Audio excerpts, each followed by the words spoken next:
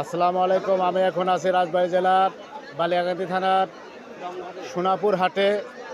সোনাপুর হাটের আজকে পেঁয়াজ বাজার দেখেন, বিশাল বড় বাজার।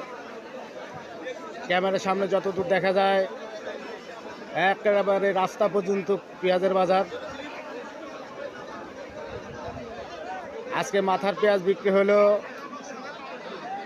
2050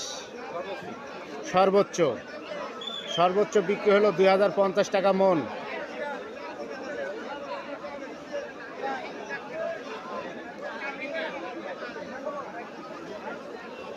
রাজবাড়ী জেলা পেঁয়াজের জন্য খুবই বিখ্যাত বাংলাদেশের ভিতরে।